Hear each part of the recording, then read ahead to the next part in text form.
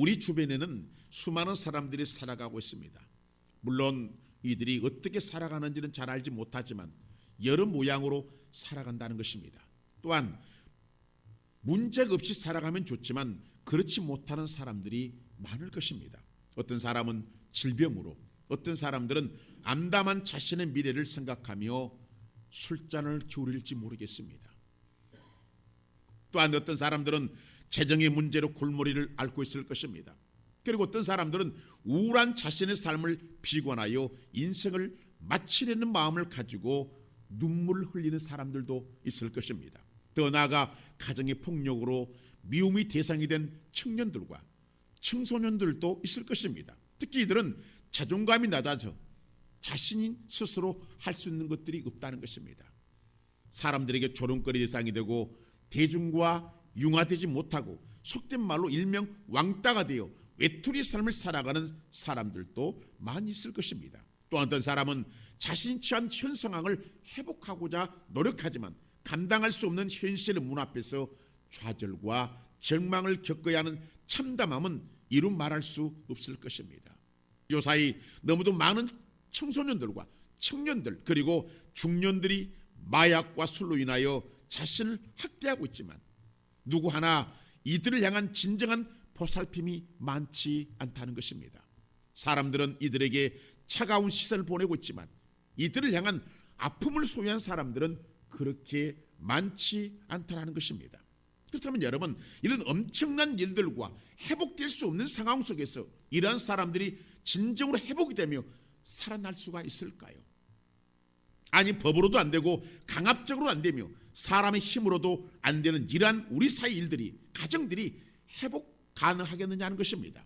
또한 지금 엄청난 압박과 두려움이 엄습하고 있는 시간대 속에 하루하루를 살아가고 있는 사람들이 희망을, 빛을 볼 수 있느냐는 것입니다. 여러분, 과연 이런 삶을 살아가고 있는 사람들이 회복될 수가 있을까요? 물론 사람들은 그 답을 내놓지 못하고 있습니다. 왜냐하면 또 다른 더 큰 문제가 발생하고 있기 때문입니다. 그래서 더 크고 무거운 형벌이 세워지고 있습니다. 또한 자신의 문제도 해결 불가하는 것처럼 보입니다. 그래서 사람들은 낙심해 버리는 것입니다. 그렇다면 성경은 뭐라고 합니까? 과연 해결할 수 있다고 하시는 것입니까? 먼저 오늘 성경 본문 1절은 이렇게 말씀하고 있습니다. 여호와께서 권능으로 내게 임재하시고 그의 영으로 나를 데리고 가서 골짜기 가운데 두셨는데 거기 뼈가 가득하더라, 이렇게 말씀하고 있습니다. 무슨 말씀입니까? 하나님은 환상 중에 에스겔 선지자를 통하여 말씀하시는 장면입니다. 이미 이스라엘 백성들은 바벨론의 포로에 잡혀서 참으로 비참한 삶을 살고 있습니다. 패망한 이스라엘은 마치 죽은 시체와 마른 뼈들과 같습니다. 말 그대로 이들에게는 소망이나 회복이나 희망을 가질 수도 찾을 수도 없는 형편이었던 것입니다. 이들은 말 그대로 절망적인 삶을 살아가고 있었던 것입니다. 그래서 하나님은 에스겔 선지자를 통하여 골짜기에 버려진 뼈들을 보게 하신 것입니다. 이 뼈들은 생명이 없는 뼈입니다. 그런데 하나님은 이 뼈들이 지금 골짜기에 있음을 보여주고 있습니다. 많은 학자들은 이 죽음의 골짜기가 그발 강가의 한 들로 제시합니다. 한 들이더라는 거예요. 그러니까 환상이 주어진 빈들이 바로 골짜기라는 것입니다. 지금의 그발 강가는 텔아비프군의 평원 골짜기로 학자들은 추정하고 있습니다. 다시 말해서 지금 골짜기에 마른 뼈들이 가득하다는 것은 하나님 통치권 안에서 수많은 사람들이 마른 뼈처럼 절망 속에 죽음처럼 있다는 것을 말씀하고 있습니다. 이들의 특징은 하나님을 잃어버렸다는 것입니다. 분명히 말씀드리자면 하나님을 잃어버리면 그 인생은 마른 뼈처럼 비참해진다는 것입니다. 돈은 있지만 진정한 삶의 기쁨이 존재하지 않는 것입니다. 물론 걱정 의심이 없어서 안전한 삶을 살고 있다고 하지만 진정 그 마음은 공허한 상태로 방치되고 있더라는 것입니다. 이들의 삶은 특별히 변함이 없지만 점점 쇠퇴가며 메말라가는 자신을 바라보면서 할 수 있는 것들이 없더라는 것입니다. 사실 이러한 사람들은 우리 주변에 너무도 많습니다. 자신이 골짜기 한 무더기 뼈처럼 메말라 가는데도 어쩔 수 없는 자신을 바라보며 여러 방법으로 돌파구를 찾아봅니다. 이들이 찾는 것은 술과 쾌락으로 또한 이것저것으로 자신의 공허함을 달래보지만 더욱 목말라가는 자신을 이길 수 없는 현실 앞에 이들은 결국 자포자기에 이르게 되더라는 것입니다. 그렇다면 하나님은 왜 에스겔 선지자를 마른 뼈들로 가득한 골짜기를 보여주셨을까요? 분명히 하나님은 에스겔 선지자를 그 뼈 사방으로 지나가게 하셨다는 것입니다. 본문 2절입니다. 나를 그 뼈 사방으로 지나가게 하시기로 본즉 그 골짜기 지면에 뼈가 심이 많고 아주 말랐더라. 성경은 말씀하고 있습니다. 이것은 분명히 하나님께 지나게 하신 것입니다. 그러니까 에스겔 선지자를 통하여 어떤 메시지를 하나님은 주시고 계시는 것입니다.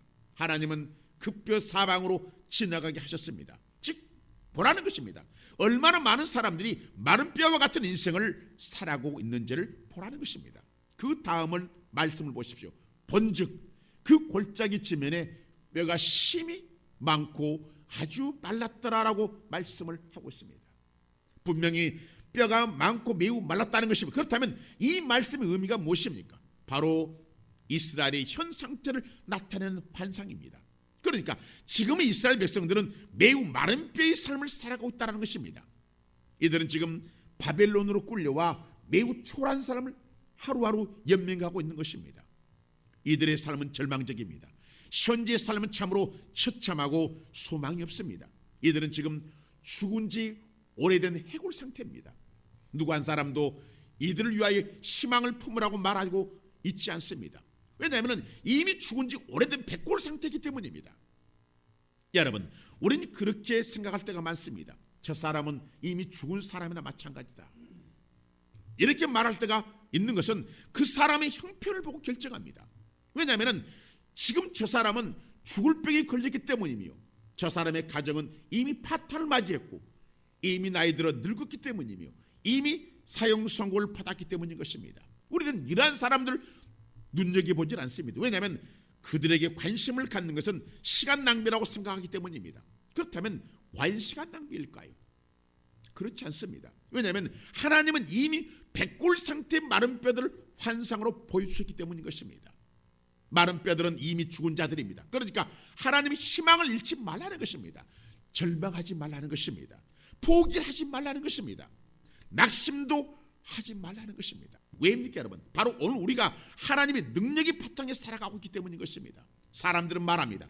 저 사람은 부족한 것이 없는 사람이라고 말들 합니다. 그러나 정작 그 사람은 아담처럼 숨어서 사는 존재입니다. 왜냐하면 이미 하나님을 떠나 있기 때문입니다. 왜입니까? 바로 불순종에 대한 죄 때문입니다. 이들은 겉보기엔 화려하지만 그 내면은 어둠 속에 살아가고 있었던 것입니다. 그러니까 이 사람도 마른 뼈와 같은 삶인 것입니다. 그러나 분명한 것은 이 사람에게도 이미 사형 선고를 받는 사람에게도 하나님은 포기하지 말라고 하시고 계시더라는 것입니다. 왜냐하면 하나님께서 그렇게 결정하셨기 때문인 것입니다. 그렇다면 하나님께서 그렇게 결정하신 이유가 어디에 있습니까? 바로 우리에게 맡겨진 사명이 있기 때문이며 우리를 진심으로 사랑하시기 때문인 것입니다. 비록 우리들의 죄악을 통하여 징계하셨지만 하나님의 사랑은 변함이 없다는 사실을 기억해야 하는 것입니다. 그러므로 하나님은 우리의 삶을 살피시고 이끄시고 어루만지시고 회복시켜 주시며 복 주시길 원하시는 하나님이심을 알 수가 있는 것입니다. 여러분, 이 말씀을 한 귀로 듣고 흘러버리지 마십시오. 왜냐하면 마른 뼈의 삶이 닥칠 때 이 말씀 한 줌 지푸라기가 되며 희망이 될 것이기 때문에 이 말씀을 기억해야 하는 것입니다. 하나님은 에스겔 선지자에게 마른 뼈들로 가득한 골짜기를 보여주시며 다시 말씀하십니다. 본문 3절입니다. 그가 내게 이르시되 인자야 이 뼈들이 능히 살 수 있겠느냐 하시기로 내가 대답하되 주 여호와여 주께서 아시나이다. 무슨 말씀입니까 여러분? 아니 하나님께 장난하신 것도 아니실 텐데 하나님은 메마른 뼈가 살아날 수 있겠냐는 것은 실수의 말씀 같습니다. 그렇지 않습니까 여러분? 이미 무너지고 파산되고 죽어간 사람들에게 너는 회복되고 산다는 말씀이기 때문입니다. 아니 이미 10원짜리 하나도 없는 사람에게 회복된다니요? 말이 안 됩니다. 아니 이미 질병으로 죽을 날을 기다리고 있는 사람에게 당신은 살아납니다, 건강해집니다라고 말씀을 하고 있기 때문입니다. 이미 이 병은 오래전부터 시작되어서 자신이 더 잘 안다고 하고 있기 때문입니다. 그리고 의사로 통하여 확진을 받았기에 희망은 없습니다. 그런데 하나님은 살아난다라고 말씀하고 있더라는 것입니다. 도무지 믿을 수가 없습니다. 에스겔 선지자도 믿을 수가 없었던 것입니다. 골짜기에 빽빽한 백골이 살아난다는 것을 불가능해 보였기 때문입니다. 그래서 에스겔 선지자는 하나님께서 이 뼈들이 능히 살 수 있겠나 말씀하실 때 머뭇거렸던 것입니다. 그러나 중요한 것은 에스겔 선지자가 하나님은 아신다라고 말합니다. 즉 이런 뜻입니다. 하나님께서 원하시면 마른 뼈들도 살 수 있으며 이는 전적으로 하나님의 주권에 달린 문제라고 답한 것입니다. 그러니까 자신은 믿지 못하겠지만 하나님께서 하신다면 산다는 것입니다. 그리고 도무지 믿어지지 않는 상황에서 하나님은 에스겔 선지자를 따라하라고 하십니다. 왜요? 왜 하나님은 하나님이 스스로 하시지 않고 에스겔 선지자로 일하게 하셨을까요? 본문 4절과 6절입니다. 또 내게 이르시되 너는 이 모든 뼈에게 대언하 이르기를 너희 마른 뼈들아 여호와의 말씀을 들을지어다. 주 여호와께서 이 뼈들에게 이같이 말씀하시기를 내가 생기를 너에게 들어가게 하리니 너희가 살아나리라. 너희 위에 힘줄을 두고 살을 입히고 가죽으로 덮고 너희 속에 생기를 넣으리니 너희가 살아나리라. 또 내가 여호와인 줄 너희가 알리라 하셨다 하라. 이렇게 말씀하십니다. 보십시오 여러분. 이것은 바로 예수를 믿는 우리가 일해야 하는 일이기 때문인 것입니다. 더 나아가 하나님 백성들은 어떤 문제도 해결할 수 있다는 증거가 될 것입니다.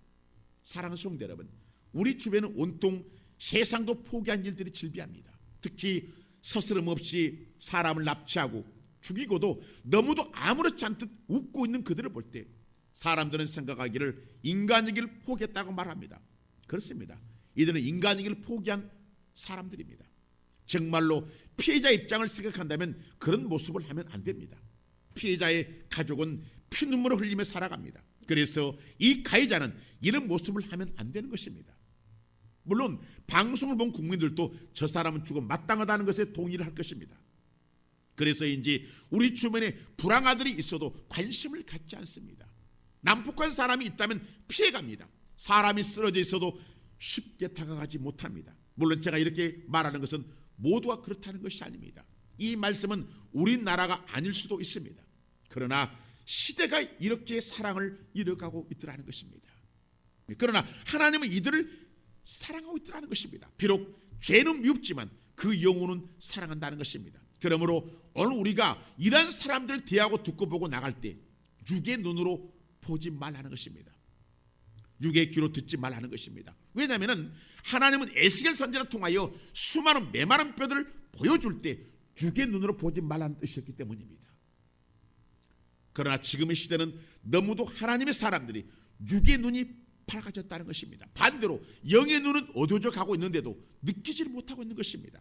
그러나 하나님의 사람들은 이미 영의 눈을 가졌다는 것입니다. 그러므로 성도는 성령에 따라 보아야 되고 행동해야 되는 것입니다. 왜냐하면 하나님은 영의 눈으로 볼 때 보여지게 하셨기 때문입니다. 고린도서 2장 9절과 10절입니다. 기록된 바 하나님이 자기를 사랑하는 자들을 위하여 예비한 모든 것은 눈으로 보지 못하고 귀로 듣지 못하고 사람의 마음으로 생각하지 못하였다 함과 같으니라. 오직 하나님이 성령으로 이것을 우리에게 보이셨으니 성령은 모든 것 곧 하나님의 깊은 것까지도 통달하시느니라. 이렇게 말씀합니다. 보십시오 여러분. 그러면 육의 눈과 생각으로 판단해서는 안 된다는 것입니다. 성도는 무슨 일이든지 어떤 일이든지 사람의 뜻으로 해서는 안 되는 것입니다. 우리는 쉽게 사람들을 정죄합니다. 그러나 하나님은 그렇지 않습니다. 하나님은 그 사람의 깊은 내면을 보십니다. 그래서 하나님은 사랑이라고 하시는 것입니다. 그러므로 예수님을 닮아가는 성도들은 예수님의 마음을 가져야 되는 것입니다. 그렇지 않습니까 여러분? 예수님의 마음이란 바로 낮아짐의 마음입니다. 예수님은 하나님이심에도 불구하고 사람보다 더 낮아졌다는 것입니다. 빌립보서 2장 5절과 8절입니다.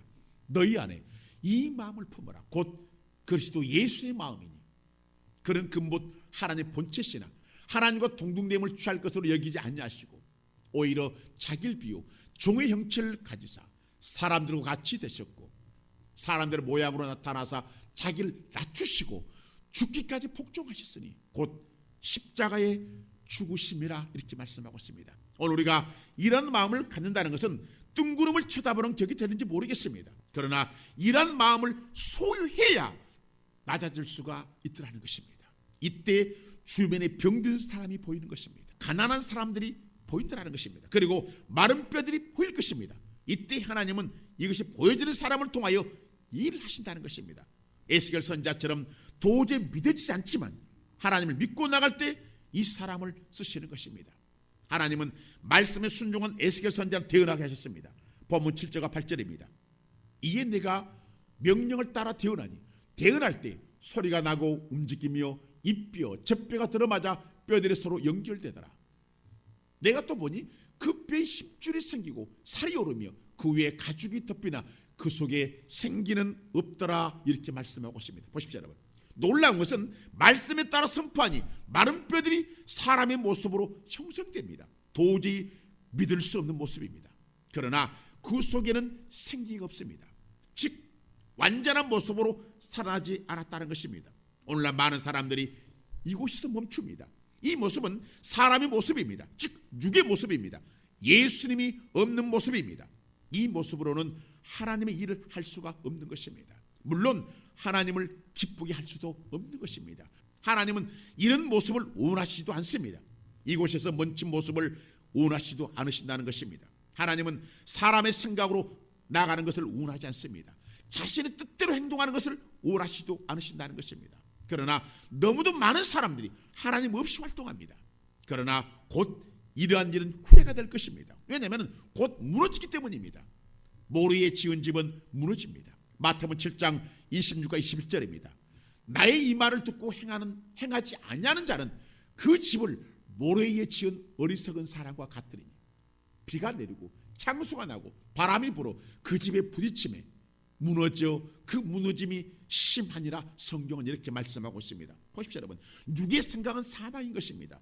육의 행동은 무너지는 것입니다. 그러므로 성도는 한 발자국 더 나가야 되는 것입니다. 바로 성령 충만한 단계로 들어서야 하는 것입니다. 하나님은 에스겔 선자로 더 나가라고 합니다. 멈추지 말라고 하십니다. 신앙생활은 믿음은 멈추는 것이 아닌 것입니다. 하나님의 말씀에 따라 더욱 선포하셔야 하는 것입니다. 뒤로 물러가면 하나님께 기뻐하지 않습니다. 그러므로 말씀을 믿고 무리를 걷는 것처럼 걷는 것입니다. 놀라운 것은 이때 기적이 일어나더라는 것입니다. 본문 9절과 10절을 보십시오.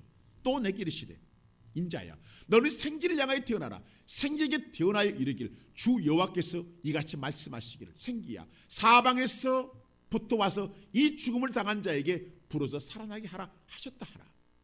이에 내가 그 명령대로 태어나였더니 생기가 그들에게 들어가며 그들이 곧 살아나서 일어나 서는데 극히 큰 군대더라 이렇게 말씀하고 있습니다. 보십시오 여러분.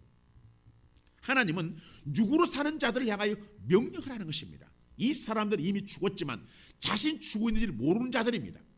그러나 성령의 바람이 부니 육의 사람 아담이 생명으로 살아난 것처럼 성령의 바람이 부니 이들이 살아나서 큰 군대를 이뤘다라고 하십니다. 그러므로 아무리 무너지고 자빠지고 병들고 처참해도 하나님께서 역사하시면 회복이 된다는 것입니다. 그러므로 사랑하는 성도 여러분, 우리는 하나님을 가까이 해야 됩니다. 또한 하나님을 찾아야 됩니다. 왜입니까? 하나님을 찾을 때 하나님은 만나 주시기 때문입니다. 그렇다면 왜 하나님을 가까이 하고 만나야 될까요? 바로 무너진 내 삶이, 회복 불가능한 내 삶이, 가정이 회복되기 때문인 것입니다. 분명한 것은 하나님께서 부어진 생기에 의하여 소생되더라는 것입니다. 그렇다면 지금 나의 삶이 어려움이 처하고 회복 불가능하게 처했다면 우리를 도우실 보혜사 성령님이 계시다는 것입니다. 그러므로 살리시는 영이신 성령님을 의지하시라는 것입니다. 놀라운 것은 성령님은 에스겔 곧장의 마른 뼈들을 살리시는 것처럼 회복 불가능한 우리들의 삶도 살리신다는 것입니다. 또한 회복시킨다는 것입니다. 그러므로 어떤 상황에서도 말이 안 되는 상황에서도 하나님을 믿고 성령님을 의지하여 나아가셔야 하는 것입니다.